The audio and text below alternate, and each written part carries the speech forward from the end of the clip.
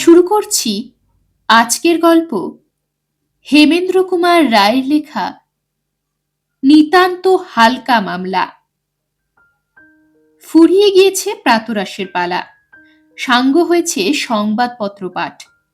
জয়ন্তের ইচ্ছা বাঁশি সাধে, মানিকের স্বাদ দু এক চাল দাবা খেলে। এমন সময়ে কালীবাবুর প্রবেশ, দুজনেরই সাধে পড়ল বাদ। বাবু কালীপ্রসন্ন রায় চৌধুরী, দক্ষিণবঙ্গের একজন বড় জমিদার, কিন্তু একরকম স্থায়ীভাবেই শিকড় গেড়েছেন কলকাতায়। জয়ন্তদের পাড়ার লোক এবং প্রায় বন্ধুও বটে। বয়স ৬০-এর কম হবে না। মাথার চুল কার্পাস তুলোর মতো ধবধবে, কিন্তু গায়ের টকটকে রঙের জেল্লা এখনো ময়লা হয়নি, এবং লম্বা চওড়া দেহখানিও বেশ শক্ত সমর্থ। একাধিক জ্যোতিষী রজত মুদ্রার বিনিময়ে ভবিষ্যৎবাণী করেছেন। অন্তত ৮৫ বৎসর বয়স পর্যন্ত তিনি যে কোনো যমদূতকে কদলী প্রদর্শন করতে পারবেন এবং সেই জন্যে বৃদ্ধ বয়সে দ্বিতীয় পক্ষের পক্ষপাতী হয়েও কালীবাবু দিব্য সপ্রতিভ মুখে নিষ্করুণ পৃথিবীর বক্রদৃষ্টির দিকে দৃষ্টিপাত করতে পারেন। পরমায়ুর বাকি এখনো সিকি শতাব্দী, সে তো বহুকালের ব্যাপার। বয়সে বিয়ে করেছি তো কি হয়েছে? দীর্ঘজীবীকে আবার বুড়ো বলে খোটা দেওয়া কেন বাপু? কালীবাবুর মনের ভাবখানা হচ্ছে এইরকম। জ্যোতিষীদের কথায় তার অটল নির্ভরতা। মানিক কিঞ্চিত বিস্মিত স্বরে বলে উঠল, আরে কালীবাবু যে, ভোরবেলা তো আপনার কাছে অবেলা। এমন অসময়ে বৌদির রঙিন আঁচল ছেড়ে আমাদের মতন চিরকুমারদের খাস্তা আস্তা নাই কেন? কিন্তু জয়ন্ত তীক্ষ্ণ দৃষ্টিতে কালীবাবুর মুখের পানে তাকিয়ে বললে, আপনার মুখ দেখে মনে হচ্ছে আপনি যেন অসুস্থ। কালীবাবুর প্রফুল্ল মুখে অসুস্থতার ছাপ কেউ দেখে না। জয়ন্তের বিস্ময়ের কারণ আছে। কালীবাবু অবসাদগ্রস্তের মতো একখানা চেয়ারের উপরে অঙ্গভার ন্যস্ত করে বললেন, হ্যাঁ জয়ন্তবাবু, আমি অসুস্থ, কিন্তু দেহের নয়, মনের অসুখ। সরকার সব জমিদারি হস্তগত করবেন বলে আজকাল কোনো জমিদারেরই মন সুস্থ নয়। কালীবাবু কি তাই? জয়ন্তের চিন্তাস্রোতে বাধা দিয়ে কালীবাবু হঠাৎ বললেন, জয়ন্তবাবু, শুনেছি আপনারা শখের গোয়েন্দাগিরি করতে ভালোবাসেন। আমাকে একটু সাহায্য করতে পারবেন? জয়ন্ত অল্পক্ষণ নির্বাক হয়ে রইল, তারপর ধীরে ধীরে বললে, আপনাকে আমরা কোন দিক দিয়ে সাহায্য করতে পারি? আপনার কি কিছু চুরি গিয়েছে? কালীবাবু বিমর্ষভাবে মাথা নেড়ে বললেন, চুরি? না, আমার কিছুই চুরি যায়নি। চুরি গেলে আমি এতটা চিন্তিত হতুম না, আর সরকারি পুলিশ থাকতে আপনাদের বিরক্ত করতেও আসতুম না। তবে এই চিঠিখানা পড়ে দেখুন, এখানা কাল বৈকালে পেয়েছি। কালীবাবু নিজের পকেট থেকে একখানা খাম বার করে জয়ন্তের দিকে এগিয়ে দিলেন। কালীবাবুর ডান হাতের দিকে চেয়ে জয়ন্ত বললে, আপনার বুড়ো আঙ্গুল আর তর্জনীর উপরে পট্টি বাঁধা কেন? একটা ঘরেই দুই দরজার মাঝখানে পড়ে কাল বড়ই চোট লেগেছে, ডাক্তার ডাকতে হয়েছিল। আজ আর আঙ্গুল দুটো নাড়তে পারছি না, কিন্তু ও কথা নিয়ে এখন আর মাথা ঘামাবার দরকার নেই। চিঠিখানা আগে পড়ে দেখুন। খামের দিকে তাকিয়েই জয়ন্তের চোখ একটু চমকে উঠল। তার উপরে হাতের লেখা নেই। ছাপা বই থেকে কতগুলো অক্ষর কেটে নিয়ে পরে পরে বসিয়ে কালীবাবুর নাম ও ঠিকানা লেখা হয়েছে। সাধারণ সরকারি খাম, আমহার্স্ট স্ট্রিট পোস্ট অফিসের ছাপ মারা। খামের ভেতরের কাগজও চিঠির কাগজ নয়, সাধারণ ফুলস্ক্যাপ কাগজের আধখানা কেটে নিয়ে মাঝখানে ভাঁজ করে ব্যবহার করা হয়েছে।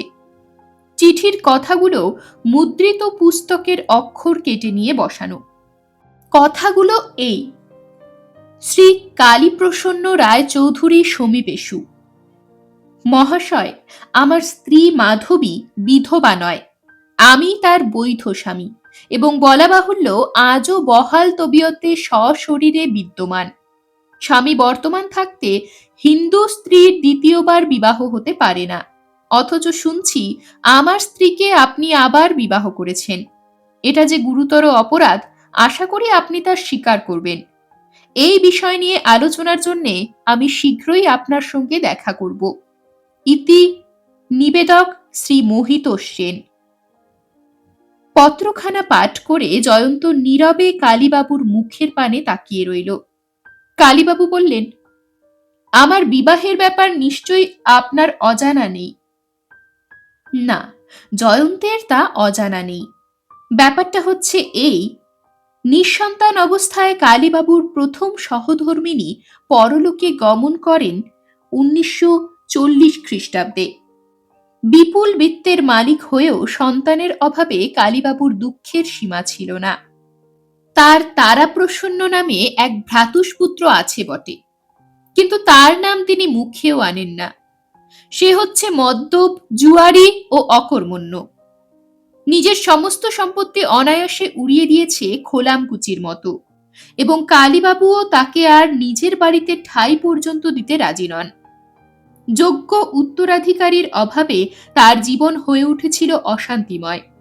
অবশেষে অনেক ভেবেচিন্তে ও বন্ধু বান্ধবদের পরামর্শ নিয়ে 1946 খ্রিস্টাব্দে তিনি বিধবা মাধবী দেবীর পাণি গ্রহণ করেন।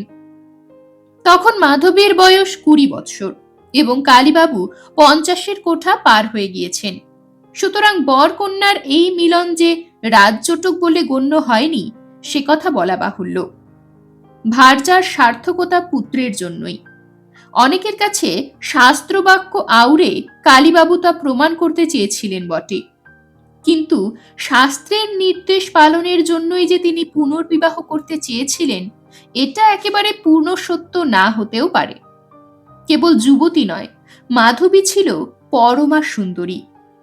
এই অসম মিলন মাধবী কিভাবে গ্রহণ করেছিল বাইরে তা প্রকাশ পায়নি, কিন্তু সে বুদ্ধিমতীরই মতো মুখে কোনো প্রতিবাদ করেনি, কারণ প্রতিবাদ করবার যোগ্যতা তার ছিল না। শৈশব থেকে সে বাপ মাহারা, দূর সম্পর্কীয় আত্মীয়ের ঘরে অনাদরে মানুষ। তার উপরে প্রথম যৌবনেই স্বামী হারিয়ে তাকে আশ্রয় নিতে হয়েছিল অনাথ আশ্রমে। অতএব এখানে তার ইচ্ছা অনিচ্ছার প্রশ্ন উঠতেই পারে না। বরং বলা যায় যে এই দ্বিতীয় বিবাহটা তার পক্ষে হয়ে দাঁড়িয়েছিল শাপে বরের মতো, কারণ কালীবাবু যুবক না হলেও ধনকুবের। তার বৈধব্যের পেছনেও আছে একটুখানি ইতিহাস। 1940 খ্রিস্টাব্দে মোহিতোষ সেনের সঙ্গে যখন তার বিবাহ হয় তখন সে হয়নি উদ্ভিন্ন যৌবনা। বিবাহের অল্পদিন পরেই দ্বিতীয় মহাযুদ্ধের সময়ে ফৌজে চাকরি নিয়ে মোহিতোষ মিশরে চলে যায়। তারপর 1941 খ্রিস্টাব্দে মিশর থেকে সরকারি খবর আসে যে কোনো একটা যুদ্ধের পর থেকে মোহিতোষ সেন মিসিং অর্থাৎ নিখোঁজ। তারপর একে একে কয়েক বৎসর কেটে যায়, কিন্তু তার আর কোনো পাত্তা পাওয়া যায়নি। অতএব স্বাভাবিকভাবেই সকলে ধরে নেয় যে মোহিতোষ আর ইহলোকে বর্তমান নেই। শেষ পর্যন্ত যুদ্ধক্ষেত্র থেকে নিখোঁজ হওয়ার অর্থ দাঁড়ায় যে মৃত্যু। এইটাই দেখা গিয়েছে অধিকাংশ ক্ষেত্রে। কিন্তু 1941 খ্রিস্টাব্দ থেকে নিখোঁজ মোহিতোষের আত্মা যে এখন প্রেতলোকে বাস করছে না, 1954 খ্রিস্টাব্দের আগস্ট মাসে লিখিত তার পত্রে সেই সত্যটাই প্রমাণিত হচ্ছে। বিস্ময়ের কথা, কিন্তু অসম্ভব নয়। পাশ্চাত্য দেশে অগুন্তিবার দেখা গিয়েছে এমন ব্যাপার। জয়ন্ত মনে মনে ভাবতে লাগল, ব্যাপারটা রীতিমতো নাটকীয় হয়ে উঠেছে। বাঙালি জীবনে এমন ঘটনা সহসা ঘটে না। কালীবাবু বললেন, আমি এখন কি করব? মানিক বললে, কি করা উচিত তার কিছুই কি আপনি স্থির করতে পারেননি? কালীবাবু বললেন, আমি কিংকর্তব্য বিমূঢ় হয়ে পড়েছি, আর সেই জন্যই তো আপনাদের সাহায্য চাই। জয়ন্ত শুধলে, কিন্তু কিরকম সাহায্য? এই পত্রখানা দেখে আপনার কি মনে হয়? আর 5 জনের যা মনে হতে পারে তাই, অর্থাৎ বিশেষ কিছুই নয়। প্রথমত, পত্র লেখক নিজের হস্তাক্ষর গোপন করতে চায়। দ্বিতীয়ত, লেফাফা সরকারি কাগজের কোনো বিশিষ্টতা নেই। এর ওয়াটারমার্কে পাওয়া যায় বটে Howard Smith, Belfast bond, made in Canada, কিন্তু এও হচ্ছে খুব সাধারণ। কালীবাবু বললেন, আজ্ঞে হ্যাঁ, আমিও ওই মার্কা মারা ফুলস্ক্যাপ কাগজ ব্যবহার করি। জয়ন্ত ভ্রু সংকুচিত করে বললে, তাই নাকি? আপনিও ওই একই কাগজ ব্যবহার করেন? তারপর অল্পক্ষণ স্তব্ধ থেকে সে বললে, তাহলেই বুঝুন, এরকম কাগজ আপনি ব্যবহার করেন, আমি ব্যবহার করতে পারি, আবার আরো অনেকেও ব্যবহার করতে পারেন। তাই বলছিলুম, কাগজেও কোনো বিশিষ্টতা নেই। মানিক বললে, কিন্তু এখানে একটা ব্যাপার আন্দাজ করা যেতে পারে, পত্রলেখক নিজের ঠিকানা দেয়নি, সে নিজের হাতের লেখাও কাউকে দেখাতে চায় না। এ লুকোচুরির কারণ কি? কালীবাবু বললেন, অথচ সে নিজেকে আড়ালে লুকিয়ে রাখতে চায় না, কারণ সে নাকি শীঘ্রই আমার সঙ্গে দেখা করবে। সুতরাং কোন রকম লুকোচুরি এখানে যুক্তিহীন বলে মনে হয় নাকি? জয়ন্ত বললে, এ ব্যাপারটা নিয়ে আমিও মনে মনে মাথা ঘামাচ্ছি। চিঠিখানা লিখেছে নিশ্চয়ই কোনো মতলববাজ লোক। আমার সন্দেহ হয় লোকটার মনে বিশেষ কোনো মন্দ অভিসন্ধি আছে, কিন্তু সেটা যে কি তা বুঝে উঠতে পারছি না। মানিক বললে, চিঠিখানার ধরন ধারণ অনেকটা উড়ো চিঠির মতো। উড়ো চিঠি প্রায় ভিত্তিহীন হয়। কালীবাবু বললেন, কিংবা কেউ হয়তো আমাকে ব্ল্যাকমেল করবার ফিকিরে আছে। জয়ন্ত বললে, তাও অসম্ভব নয়, কিন্তু এসবই তো আন্দাজি কথা। আমি আপনাদের কাছে এসেছি একটা নিশ্চিত নির্দেশ পাবার আশায়। কালীবাবু, এত তাড়াতাড়ি নিশ্চিতভাবে কিছু বলা চলে না, আমাকে একটু ভাববার সময় দিন। মনে হচ্ছে একটা পথও যেন খুঁজে পেয়েছি। আমরা কাল সকালে আপনার সঙ্গে দেখা করব, সেই সময় হয়তো কোনো কোনো কথা বলতে পারবো। পরদিন প্রভাতে যথাসময়ে কালীবাবুর বাড়ির দিকে পদচালনা করলে জয়ন্ত ও মানিক। মানিক শুধলে, কাল দুপুরে তুমি কোথায় অদৃশ্য হয়েছিলে? আমি এসে ফিরে গিয়েছি। গিয়েছিলুম সৌরিনের কাছে। কলেজের সৌরিন মিত্রের কথা তোমার মনে আছে? সৌরিন মিত্র? এক সৌরিন মিত্র তো আমাদের সঙ্গে 4th ইয়ার পর্যন্ত পড়েছিল। তুমি কি তার কথা বলছো? হ্যাঁ, সেই। আমি জানতুম সৌরিনের এক ভাই বারিন দ্বিতীয় মহাযুদ্ধের সময় পল্টনে যোগ দিয়ে উত্তর আফ্রিকায় গিয়েছিল, তার সঙ্গেই ছিল আমার দরকার। মানিক বিস্মিত স্বরে বললে, তার সঙ্গে তোমার কি দরকার থাকতে পারে? বিশেষ কিছুই নয়, আমি খালি জানতে গিয়েছিলুম ফৌজে মোহিত সেন নামধারী কোনো ব্যক্তির সঙ্গে তার আলাপ হয়েছিল কিনা। মানিক বলে উঠল, ওহো, বুঝেছি। তারপর কি জানতে পারলে? জানলুম মোহিত সেন নিখোঁজ হলেও যুদ্ধে মারা পড়েনি। তারপর? ব্যাপারটা আর একটু ফলাও করে বলছি, শোনো। মোহিতোষের কথা তুলতেই বারিন উত্তেজিতভাবে বলে উঠল, ব্ল্যাকগার্ড। সে ভারতের বাইরে বাঙালির নাম ডোবাতে চেয়েছিল। আমি বললুম, কেন? বারিন বললে, লড়াই শুরু হতেই সে যুদ্ধক্ষেত্র থেকে কাপুরুষের মতো পালিয়ে গিয়েছিল। প্রথমে এটা জানা যায়নি, তাই তার নাম বেরিয়েছিল নিখোঁজদের তালিকায়। তারপর সব কথা প্রকাশ পায়, তাকে নিয়ে খোঁজাখুঁজি চলে, কিন্তু তার নাগাল পাওয়া যায় না। ধরা পড়লে ডিজার্টার বলে সামরিক আদালতে নিশ্চয়ই তার কঠিন শাস্তি হতো। বুঝেছ মানিক? এতদিন পরে সেই বীরপুরুষই দুষ্টগ্রহের মতো আবির্ভূত হয়েছেন বেচারা কালীবাবুর ভাগ্য গণনে। ব্যাপারটা দেখছি বড়ই ঘোরালো হয়ে উঠল। সৈনিক বেশে বারিন আর অন্য দুই বন্ধুর সঙ্গে তোলা মোহিতোষের একখানা ফটোও আমি সংগ্রহ করেছি, ভবিষ্যতে সেখানে কাজে লাগতে পারে।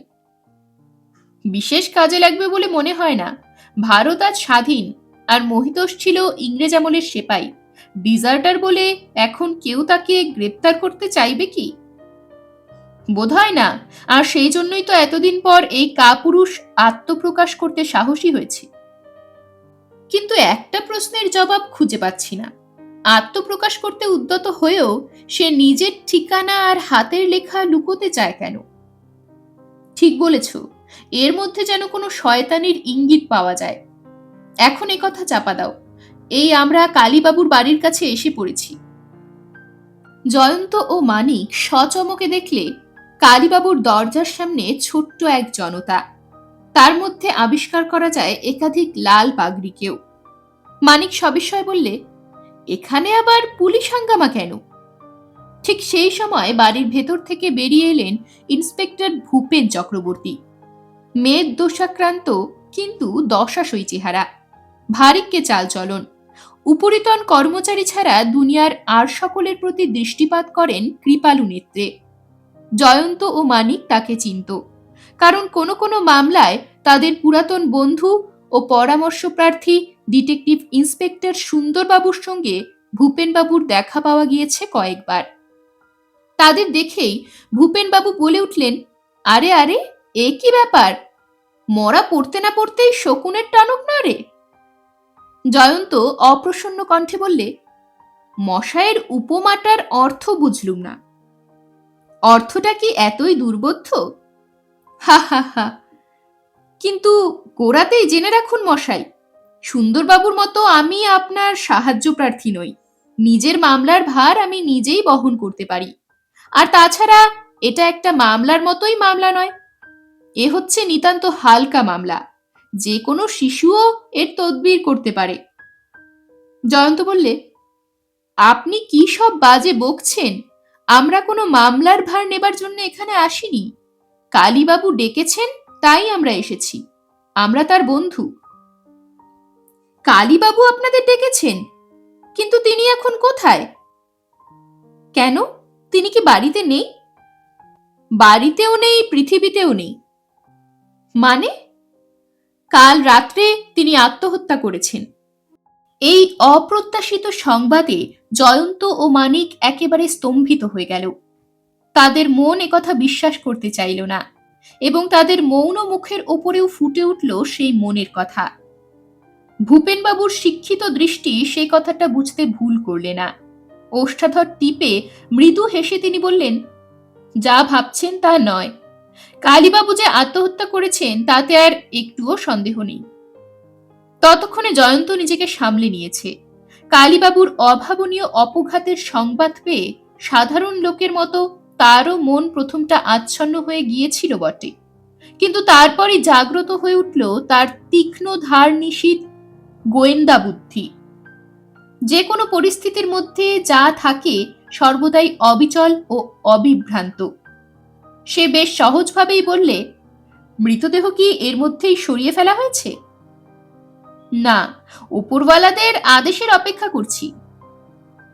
বলেছি, কালীবাবু ছিলেন আমাদের বন্ধু, শেষবারের জন্য একবার তাকে দেখতে পাবো কি?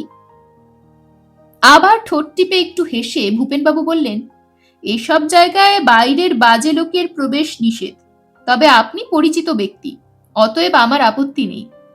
কিন্তু এখানেও যেন শখের গোয়েন্দাগিরি করে আপনি আমার উপর টেক্কা মারবার চেষ্টা না করেন, কারণ আমি সুন্দরবাবু নই। আমি বলছি, এটা আত্মহত্যার মামলা। সব দেখে শুনে আপনাকেও আমার কথা মানতে হবে। জয়ন্ত বললে, ঘাবড়াচ্ছেন কেন? তাই সই। ভূপেনের পেছনে পেছনে জয়ন্ত ও মানিক ঘটনাস্থলে গিয়ে উপস্থিত হল। সেটা হচ্ছে কালীবাবুর একাধারে বসবার ও পড়বার ঘর। আকারে বড়ই বলতে হবে। 3 দিকের দেওয়াল আড়াল করে সারি সারি বই ভরা আলমারি। যেদিকে দেওয়াল ঢাকা আলমারি নেই, সেই দিকে 3টি জানলা ও ঘরে ঢুকবার জন্য একটি মাত্র দরজা। ঘরের মাঝখানে একটা বড় টেবিল ও তার 3 দিকে 4খানা ও একদিকে 1খানা চেয়ার। টেবিলের উপরে লেখবার প্যাড, দোয়াতদান, কলমদান, কাগজ চাপা, খানকয় বই ও অন্যান্য টুকিটাকি জিনিস। ঘরের এক কোণে একটা টাইপরাইটারের ছোট টেবিলের উপরে টাইপ করার যন্ত্র। জয়ন্ত জানত সেটা হচ্ছে কালীবাবুর বাংলা টাইপরাইটার। তিনি নিজে ব্যবহার করতে ভালোবাসতেন। বড় টেবিলের এক পাশে কিছু তফাতে 1খানা ইজি চেয়ার, এবং তারই উপরে দেখা যাচ্ছে অর্ধশয়ান অবস্থায় হতভাগ্য কালীবাবুর মৃতদেহ। তার মাথাটি বাঁ কাঁধের উপর লুটিয়ে পড়েছে, এবং ডান রগের উপরে একটা গভীর ভীতিকর ও রক্তাক্ত ক্ষত। মুখ ও বুকের কতক অংশের উপরে ও চেয়ারের একদিকে রক্ত জমাট বেঁধে আছে এবং মেঝের উপরেও রয়েছে চাপ চাপ রক্ত। ইজি চেয়ারের চ্যাটালো হাতলের উপরে পড়ে আছে তার ডান বাহুখানা এবং সেই হাতের মুষ্টির মধ্যে রয়েছে একটা রিভলভার। ট্রিগারের উপরে তখনও সংযুক্ত রয়েছে মৃতের তর্জনীটি। কালীবাবুর চোখ দুটি খোলা এবং তাদের মধ্যে তখনও আড়ষ্ট হয়ে আছে বিস্ময়ের মতো একটা ভাব। জ্যোতিষীদের ভবিষ্যৎবাণী ব্যর্থ করার জন্যে যুক্তিহীন মৃত্যু যে এমন আকস্মিকভাবে তাকে আক্রমণ করবে যেন তিনি তার জন্য মোটেই প্রস্তুত ছিলেন না। জয়ন্তের মনে হলো এ চোখ যেন আত্মঘাতীর চোখ নয়, কিন্তু ভূপেনের তা মনে হয়নি। তিনি অঙ্গুলি নির্দেশে বললেন, দেখছেন ক্ষতের চারদিকে পোড়া দাগ? তার মানে কালীবাবু রিভলভারের নলচেটা একেবারে নিজের রগের উপর রেখে টিপকল টেপে দিয়েছিলেন। মুখে খালি বলে জয়ন্ত হেট হয়ে পড়ে খরচোখে কালীবাবুর হাতটা কিছুক্ষণ পরীক্ষা করলে। তারপর বললে, পরশুদিন কালীবাবুর অঙ্গুষ্ঠ আর তর্জনের উপরে বিষম চোট লেগেছিল, এখনো তার চিহ্ন জাজল্যমান। কাল দেখেছিলুম আঙ্গুল দুটোর উপরে পট্টি বাঁধা রয়েছে। ঘরের দরজার কাছ থেকে নূতন গলার আওয়াজ এলো।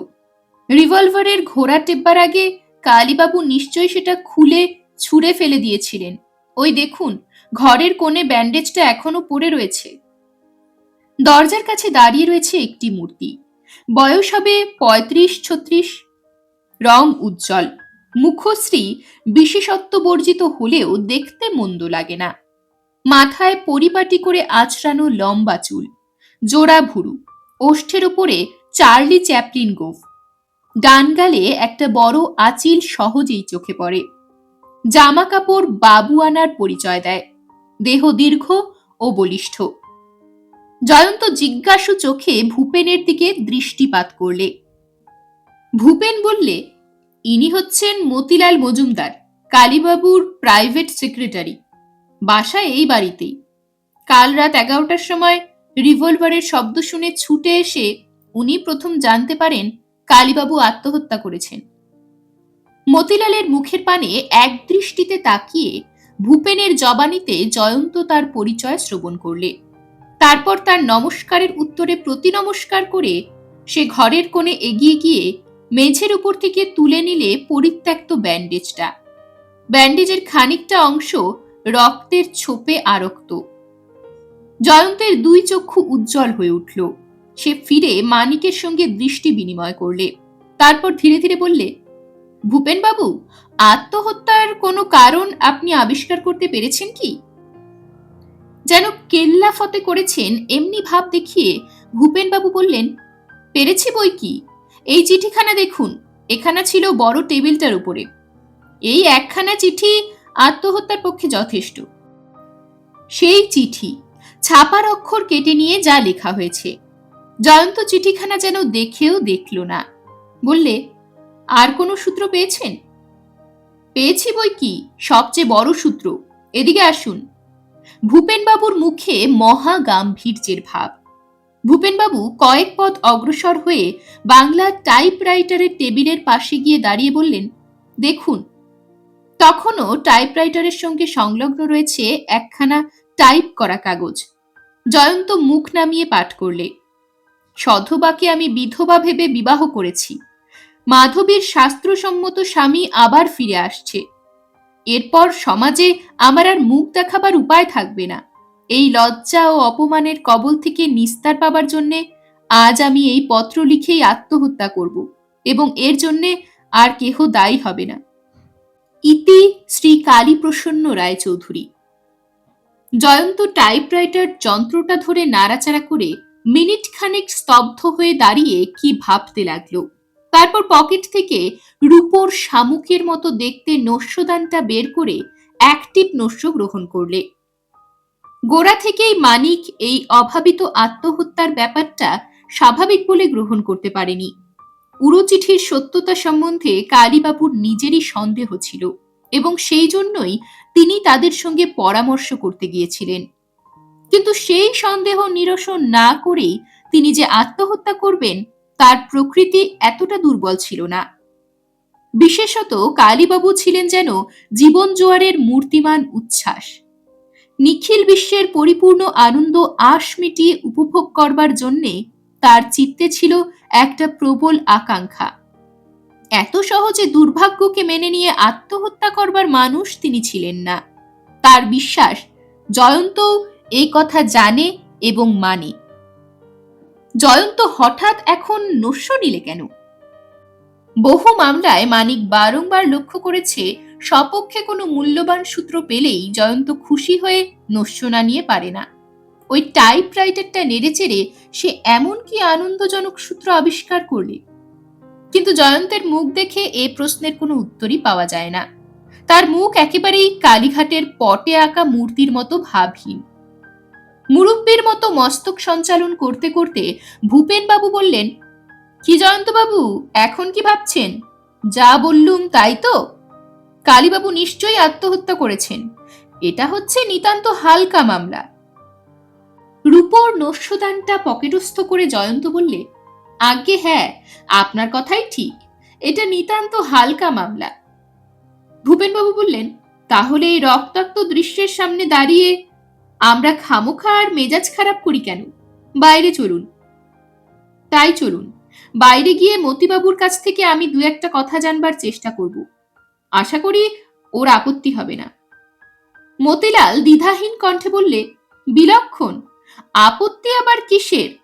তবে আমাকে বেশিক্ষণ ধরে না রাখলেই বাধিত হব, কারণ এই দুর্ঘটনার ফলে আমার ঘাড়ে পড়েছে অনেক অপ্রীতিকর কাজের ভার।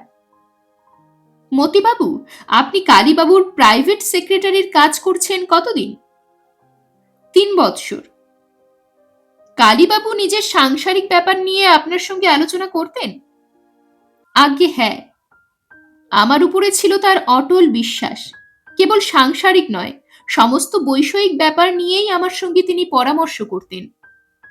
কালীবাবুর ভ্রাতুষ্পুত্র তারা প্রসন্ন বাবুকে আপনি চেনেন কি? নিশ্চয় চিনি, এই কালকেই তো তিনি এখানে এসে বিষম হুলস্থল বাঁধিয়ে দিয়েছিলেন। সে আবার কি?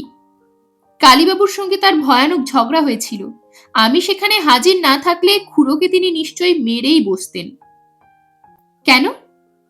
কালীবাবুর অবর্তমানে সমস্ত সম্পত্তি পাওয়ার কথা তারা প্রসন্ন বাবুরই, কিন্তু কালীবাবু সম্প্রতি উইল করে সমস্ত সম্পত্তি দিয়েছেন তার সহধর্মিণী মাধবী দেবীকে। সমস্ত সম্পত্তি? একরকম তাই বটে। তারা প্রসন্নবাবু পাবেন কিছু কিছু মাসোহারা মাত্র। অবশ্য মাধবী দেবী ভোগ করবেন কেবল জীবন সত্ত্ব। তার অবর্তমানে তারা প্রসন্নবাবুরই বংশধরগণ সম্পত্তির মালিক হতে পারবেন। কিন্তু উইলের এই শর্ত তারা প্রসন্নবাবুর মনোপুত হয়নি, আর তাই নিয়েই ঝগড়া। উইল কবে হয়েছিল? গেল হপ্তায়, অর্থাৎ আজ থেকে 6 দিন আগে।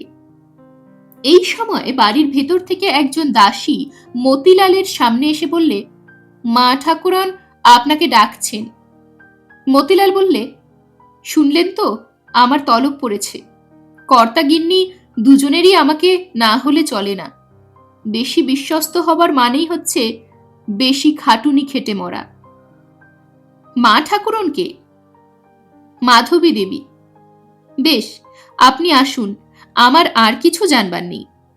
না না, আমার আর একটি মাত্র জিজ্ঞাস্য আছে। কালীবাবুর বাড়িতে বাংলা টাইপরাইটার আছে কয়টি? একটা। ব্যাস, আমার কথা ফুরালো। মতিলালের হন্তদন্তের মতো প্রস্থান। ভূপেনবাবু বললেন, জয়ন্তবাবু, বাজে কথা নিয়ে মাথা ঘামিয়ে মিছে আর ফ্যাকড়া বাড়াচ্ছেন কেন? নিজের হাতে যে মরে তাকে আর কোনো সাহায্যই করা যায় না। জয়ন্ত রসহীন কণ্ঠে হাস্য করে বললে, আপনি যথার্থ কথাই বলেছেন, এটা নিতান্তই একটা হালকা মামলা। তবে আমার একটা অনুরোধ রাখবেন? বলুন। আত্মহত্যার আগে কালীবাবু যে কথাগুলি টাইপ করে গিয়েছিলেন, ওই টাইপরাইটারেই সে কথাগুলি আর একখান কাগজে টাইপ করিয়ে আমাকে একবার দেখাতে পারেন? এ আবার আপনার কি খেয়াল? যথাসময়েই সব কথা বলবো। বৈকালে আপনার সঙ্গে আবার আমার দেখা হবে। বৈকাল জয়ন্ত ও মানিক থানার ভেতরে প্রবেশ করলো।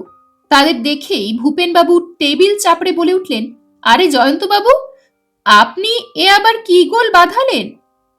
মুখ টিপে হেসে জয়ন্ত বললে, ব্যাপার কি? বড়ই রহস্যময়, আমি কিছুই বুঝতে পারছি না। কি বুঝতে পারছেন না? যে টাইপরাইটারের সঙ্গে কালীবাবুর অন্তিম স্বীকারোক্তি সংলগ্ন ছিল তার মধ্যে রিবন বা কালির ফিতে নেই। আমি তা জানি। কেবল তাই নয়, তারপর নতুন রিবন আনিয়ে কালীবাবুর সেই স্বীকারোক্তির কপি করে দেখা গেল সেটা টাইপ করা হয়েছে অন্য কোনো মেশিনে। কারণ আসল আর নকলের টাইপের ছাদ একরকম নয়। ব্যাপারটা যে এইরকম দাঁড়াবে আমি আগেই সেটা অনুমান করতে পেরেছিলুম। এটা নিতান্ত হালকা মামলা। ভূপেন প্রায় গর্জন করে বলে উঠলেন, কে বলে মামলাটা হালকা? মামলাটা এর মধ্যেই দস্তুর মতো ভারী হয়ে উঠেছে। জয়ন্ত বেশ সহজভাবেই বললে, হালকা কি ভারী জানি না মশাই, তবে এটা যে খুনের মামলা তাতে আর কোনো সন্দেহ নেই। ভূপেনবাবু উত্তেজিতভাবে বললেন, আপনি যে আরো বেশি ভারী অর্থাৎ গুরুতর কথা বলছেন। আত্মহত্যাকেও আপনি খুন বলে চালাতে চান নাকি? ভূপেনবাবু, আমার মতো আপনিও তো সকর্ণে শুনেছেন কালীবাবুর একটার বেশি টাইপরাইটার ছিল না, আর সচক্ষেই তো দেখেছেন তাইতেই আটকানো ছিল তার স্বীকারোক্তি, অথচ সেই টাইপরাইটারে কালির ফিতে ছিল না। আপনি নিশ্চয় বলবেন না যে আত্মহত্যার পূর্ব মুহূর্তে নিজস্ব টাইপরাইটার থাকতেও কালীবাবু বাড়ি ছেড়ে আর কোথাও ছুটে গিয়ে অন্য যন্ত্রে তার স্বীকারোক্তি টাইপ করে এনেছিলেন। এটা একেবারেই অসম্ভব। এর মধ্যে নিশ্চয়ই দ্বিতীয় ব্যক্তির হাত আছে। দ্বিতীয় ব্যক্তি? হ্যাঁ, হত্যাকারী। ভূপেনবাবুর লম্ফ ত্যাগ ও আসন ত্যাগ। সে চমকিত কণ্ঠে বললে, কি বলছেন আপনি? জয়ন্ত নিজের মনেই বললে, ঘরের মেঝে থেকে কালীবাবুর আঙ্গুলের ব্যান্ডেজ তুলে নিয়ে প্রথমেই আমার চোখ খুলে যায়। কালীবাবুর ডান হাতের অঙ্গুষ্ঠ আর তর্জনী ছিল এই ব্যান্ডেজ দিয়ে বাঁধা। সে অবস্থায় কেউ রিভলভারের ঘোড়া টিপতে পারে না। অবশ্য কালীবাবু নিজেই পট্টি খুলে ঘোড়া টিপতে পারতেন, কিন্তু সেক্ষেত্রে পট্টির উপরে এক ফোঁটা রক্তের দাগও লাগতো না, এবং তিনি তা করেনওনি। তিনি যখন গুলিবিদ্ধ হন তার আঙ্গুলের উপরে তখন পট্টি বাঁধা ছিল, আর সেই জন্যই পট্টির উপরে ছিল রক্তের ছোপ। সুতরাং হত্যাকাণ্ডের পর পুলিশের চোখে ধুলো দেবার জন্যে হত্যাকারী যে পট্টিটা সরিয়ে ফেলেছিল এতে আর কোনোই সন্দেহ নেই। নির্বাক ভূপেনবাবু মুখবেদান করে জয়ন্তের দিকে তাকিয়ে রইলেন পরম বিস্ময়ে। জয়ন্ত বললে, এই মামলার দুটো সবচেয়ে বড় প্রমাণ হচ্ছে রক্তাক্ত পট্টি আর রিবনহীন টাইপরাইটার। এই দুটো প্রমাণেই জানা যায় ঘটনাস্থলে আবির্ভূত হয়েছিল দ্বিতীয় ব্যক্তি। তাড়াতাড়িতে সে লক্ষ্য করতে পারেননি যে পট্টির উপরে রক্তের ছোপ আছে। অন্য কোনো টাইপরাইটারে আগে থাকতেই সে স্বীকারোক্তি টাইপ করে প্রস্তুত হয়েই এসেছিল। কালীবাবুর মেশিনে সেখানে আটকাবার সময় কল্পনাও করতে পারেনি যে তার মধ্যে নেই কালির ফিতে। ভূপেনবাবু চমৎকৃত, তখনও তার মুখে রা নেই। জয়ন্ত বললে, এখন প্রশ্ন ওঠে এই দ্বিতীয় ব্যক্তি কে হতে পারে। ভূপেনবাবু, আপনি নিশ্চয় লক্ষ্য করে দেখেছেন যে পত্রখানা কালীবাবুর তথাকথিত আত্মহত্যার হেতু তার ট্রেডমার্ক। খোঁজ নিলে জানতে পারবেন কালীবাবু নিজেও ওই একই ট্রেডমার্ক মারা কাগজ ব্যবহার করেন। এই দেখে সন্দেহ হয় পত্র প্রেরক তার বাড়িতে আনাগোনা করবার সুযোগ পায়। কিন্তু এ সন্দেহের বিশেষ মূল্য নেই, কারণ এরকম কাগজ বাজারে সুলভ। সুতরাং পরস্পরের সঙ্গে অপরিচিত যে কোনো ব্যক্তি ব্যবহার করতে পারে। অতএব অন্য উপায়ে আমাদের হত্যাকারীর সন্ধান করতে হবে। ভূপেনবাবু, আপনি আরো একটা ব্যাপার লক্ষ্য করেছেন কি? ভূপেনবাবু ক্ষীণ স্বরে শুধলেন, কি? ইজি চেয়ার আর তার উপরকার মৃতদেহের অবস্থান। হ্যাঁ, চেয়ার আর দেহ দুই ছিল ঘরে ঢুকবার দরজার মুখোমুখি। ঘরে দরজা ছিল একটি মাত্র। তাহলে কেউ যদি ঘরে ঢুকে থাকে তবে তাকে কালীবাবুর সম্মুখ দিয়েই ঢুকতে হয়েছিল। কেউ যদি কেন ভূপেনবাবু, কেউ নিশ্চয়ই ঘরে ঢুকেছিল। আপনি কি বলতে চান? খুনি যখন ঘরে ঢোকে কালীবাবু তাকে দেখতে পেয়েছিলেন? তাই তো বলতে চাই। অথচ কালীবাবু তাকে বাধা দেননি। না, কারণ সে ছিল তার পরিচিত। হ্যাঁ, অতি পরিচিত। তাই সন্দেহের অতীত। কারণ খুনি যে ঘরে ঢুকেই সামনাসামনি দাঁড়িয়ে গুলি ছোড়েনি সে প্রমাণও আছে। কালীবাবুর ডান রগের উপরে রিভলভারের নলচে লাগিয়ে গুলি ছোড়া হয়েছিল। আমরা সকলেই তা জানি। সুতরাং বুঝতে হবে যে খুনি যখন ঘরে ঢুকে কালীবাবুর খুব কাছে ডান পাশে এসে দাঁড়ায় তখনও তিনি তাকে কিছুমাত্র সন্দেহ করতে পারেননি, কেননা সে ছিল তার ঘনিষ্ঠ ব্যক্তি। এখন আন্দাজ করতে পারেন কে এই ব্যক্তি? ভূপেনবাবু কতকটা অভিভূতের মতো হয়ে পড়েছিলেন। এতক্ষণ পরে তার দেহে, মুখে ও চোখে জাগ্রত হলো জীবন চাঞ্চল্য। উত্তেজিতভাবে বলে উঠলেন, আলবাত আন্দাজ করতে পারি, নিশ্চয়ই আন্দাজ করতে পারি। কে সে? কালীবাবুর ভাইপো তারাপ্রসন্ন। আমি এখনই তার সন্ধানে বেরিয়ে পড়ব। জয়ন্ত স্মিত মুখে বললে, হ্যাঁ, সম্পত্তি থেকে প্রায় বঞ্চিত হয়ে কালীবাবুর ওপরে সে বিষম খাপ্পা হয়ে আছে বটে। এমন অবস্থায় অনেক খুন খারাপি হতে দেখা গিয়েছে। আপনার অনুমান অসঙ্গত নয়। তাহলে এখানে দাঁড়িয়ে আমি আর সময় নষ্ট করি কেন? বিলম্বে কার্যহানির সম্ভাবনা। তিষ্ঠ ক্ষণকাল, আর একটু সবুর করলে ক্ষতি হবে না। আমার হাতে আরো কিছু কিছু প্রমাণ আছে। ভূপেনবাবু বললেন, যা বলবার বলে ফেলুন মশাই, আমার আর তর সইছে না। জয়ন্ত বললে, হ্যাঁ, তারাপ্রসন্নের উপরে সন্দেহ হবারই কথা। ও বাড়িতে তার আনাগোনা ছিল। সে জুয়ারি, মদ্যপ, লম্পট, বেকার। তার মতো লোক সম্পত্তি হারিয়ে যে চণ্ডালের আগের বশবর্তী হয়ে নরহত্যা করবে, এটা কিছু অসম্ভব নয়। ভূপেনবাবু বললেন, হায় হায়, গোড়া থেকেই তার উপরে আমার সন্দেহ করা উচিত ছিল। তাহলে এতক্ষণ তার হাতে আমি লোহার বালা পরিয়ে দিতে পারতুম। এইবারে আরেকটা কথা ভেবে দেখুন ভূপেনবাবু। ঘটনার রাত্রের কথা স্মরণ করুন। ঘড়িতে 11টা বেজেছে।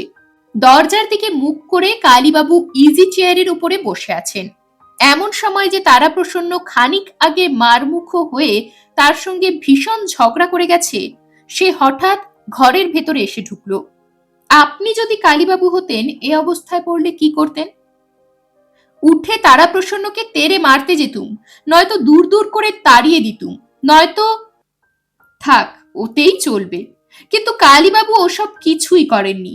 তিনি নিশ্চিতভাবে চেয়ারের উপরেই বসে রইলেন, আর তারাপ্রসন্ন নির্বিবাদে সুমুখ দিয়ে সোজা তার ডান পাশে এসে তাকে গুলি করে সরে পড়ল। এটা কি সম্ভবপর? হুম।